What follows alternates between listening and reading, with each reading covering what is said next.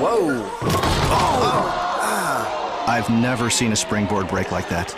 Yes, we admit it, the video is just a fake, and the athlete was fortunately unharmed, but it still shows that only some things always go smoothly in sports. Whether it's a soccer match, a race, or a boxing ring, sometimes the most unbelievable things happen to athletes they were never prepared for. And it is precisely these moments that have really created excitement and ultimately made history. So today, we will show you the strangest and craziest sports moments of all time. So, as always, it will be exciting here at Wisefool. Let's start with a moment that not only shows extremely unsportsmanlike conduct, it was also absolutely life-threatening for the opponent. The scene occurred during a motorcycle race in San Marino 2018 and shook the entire motorsport world. Namely, the Italian Moto2 rider Romano Finati reached for the handlebars of his competitor Stefano Manzi during the race at a speed of 217 km/h and pressed the lever of the front brake. Manzi went into a lurch, but managed to catch himself and avoid a catastrophe. Finati was immediately disqualified